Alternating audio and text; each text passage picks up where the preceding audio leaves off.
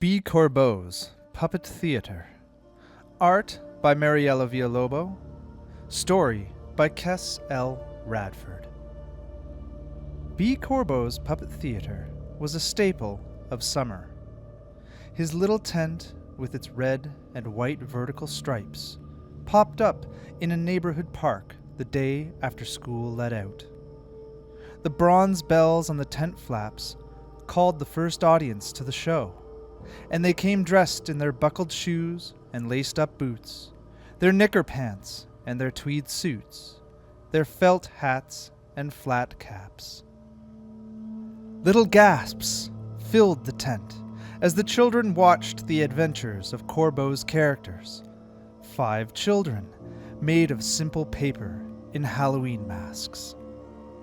A frog to lead the bunch in their games, a pumpkin to challenge the frog and be clever, a ghost to clean up the scrapes and remember when the others did not, a skeleton to tease the ghost and add a bit of make-believe, and a crow to make sure the games were fair and the days were happy in the paper theater. Each performance was different, a new backdrop, a new adventure. Corbeau's hands were so quick and his voice so compelling that the children often claimed that the puppets, though drawn to hold only a single pose, were alive. They held their breaths when the paper puppets creeped into the cemetery. The ghost screamed, hiding behind the skeleton as the frog leaped out from behind a tombstone to scare its friends. The only ghost the puppets found that night was the one they brought with them, though the crow could have sworn it saw an unnatural shadow by one of the graves as they were leaving. But the pumpkin reassured its friend that it must have been a trick of the moonlight. On the last day of summer, the tent, so often full of whippersnappers, boasted only one audience member. Ophelia, the youngest and smallest of her friends, spotted the tent at the edge of the lake just outside of town after a fun day in the water. She'd fallen behind her friends, who were all much speedier on their bicycles. Even as she called for them to come back now, none of them would hear her. The tent had gone up without any of them seeing. It played hide-and-seek with the children most days, daring them to find the right schoolyard, or shop window, or street corner. Ophelia struggled to remember if Corbeau had ever performed on the sands before, but the thought was quickly replaced by the thrilling prospect of telling her friends the next day that they had missed Corbeau's last play before he disappeared for the rest of the year.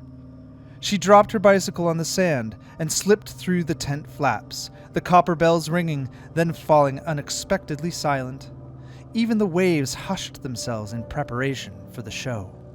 Ophelia, who'd been taught the etiquette of the theater by her parents, sat a polite distance from the pedestal that supported the puppet theater, smoothing down her cotton dress, removing her cloche hat, and giving her undivided attention.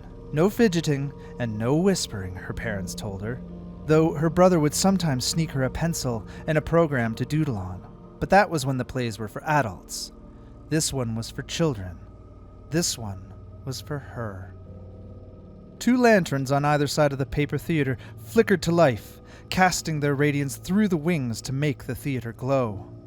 Pumpkin vines and lily pads intertwined around the decorated border, a red lipstick stain blowing a kiss to the audience from one corner. B. Corbeau's name was printed across the banner beneath the talons of 2 watchful corvids in the center of the top panel. The 2 jester heads on either side of the birds could not be kept from their tricks even with spectators. One was the face of comedy, and the other was tragedy. The crescent moon below did not care which was which, smirking all the while. B. Corbeau unfolded from behind the pedestal, his long limbs leading him into a stuttering bow. The collar of his evening cape was turned up, and his top hat slid forward when he bowed, obscuring his face in the dim light. Ophelia clapped when she was supposed to, prompting Corbeau as if she'd turned a key on his back. He jerked into motion, sliding the card with the painted curtains up and out of the theater to reveal the scene. The backdrop was a familiar hill, one of the puppets' favorite places for their adventures, and a tall old tree its branches full of brilliantly green leaves, stood sentinel at the peak. It observed the set below, a picnic blanket and basket lovingly prepared. Ophelia leaned forward in anticipation. B. Corbeau hung over his theater, bending his arms around the delicate structure. He brought the first player to the stage with fingers honed on the slapstick and tragedy of famous puppets long before gifting histories to new bodies. The ghost, as always punctual, glided in from the wings on a slider, a white sheet over the paper child's head with holes cut out for the eyes. "What a delight," its sweet voice wavered. "One last picnic before summer ends." An unnatural shiver rippled through Corbeau's body, down his arms, and into the puppet. "My friends!" The ghost attempted to recover, but the line wrinkled on delivery. The puppet went still, as if overtaken by stage fright, but it was Corbeau's hand that had stopped, his attention shifting to the opposite wings. From stage left came the skeleton, a skip in its movements. Unaware of its surroundings, it slid in front of its friend, blocking the ghost from view. "Isn't this wonderful?"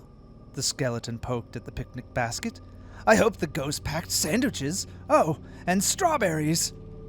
The skeleton continued to list things it hoped were in the basket, but each of them was stranger than the last. Carrots, and scissors, and matches. Caught up in the list, it did not notice the movement at the back of the stage. The pumpkin did not glide smoothly into view, but moved with fits and starts. Its first line was lost to the audience, and Ophelia strained to hear over the skeleton's increasingly manic listing. "We were only playing," the pumpkin might have said. "Our games were only a bit of fun. Cakes and paints and rope. We'd never climbed so high before. Rivers and sweets and fruit punch. I was holding the crow's hand, or I thought I was." The crow. Ophelia's eyes darted to the wings, hoping to see the smallest puppet come running in at the sound of its name. Each of her friends had chosen one of the characters as their favorite. Her brother picked the frog, and Ophelia picked the crow. She'd even slipped crow feathers into her shoes and asked her mother to help her make a bird mask for Halloween. "Crows just don't fall," the pumpkin insisted. They are not rain or eggs or jacks and jokers and queens. The 5 of us weren't alone on that wall." Paper quivered. "The actors weren't his to move, weren't his villains. Crocodiles and clowns and hangmen. There weren't enough space on that wall. The crow fell, and the frog, frightened out of its skin, ran away and left us there with no way to get down." The sides of the tent trembled with a growing wind. Ophelia's hands shook in her lap, her hat creasing under desperate fingers. "I can't get down," the pumpkin sobbed. The puppet's line ended abruptly as Corbeau brought down a new backdrop with a whack, and the pumpkin vanished behind a forest of densely packed trees. "Shovels and roses and soil," the skeleton continued, but it could not get enough air between the words. Its voice, with the delight of the list reaching a frenzied pitch, was struggling. "Air and air and air." Words became gasps. The skeleton managed to release one final whimper before it was dragged from the stage, disappearing into the wings and revealing the ghost once more. The last puppet remained still and lifeless in the center of the scene, 2 eyes cut out of a stained white sheet, dark and deep and widening. Ophelia started to cry, breaking the quiet of the audience. Corbeau folded at the waist, but there was no key on his back to wind him up again. He crumpled into a pile of clothes, his top hat and driving gloves, his evening cape and pinstripe suit, his iron shirt and leather shoes. Ophelia, scrambling to her feet, ran from the tent and into the night, crow feathers under her toes. A mouth with a swazzle inside cackled after her. B. Corbeau's body was found in the lake the following morning. Days, they said. He'd been there for days.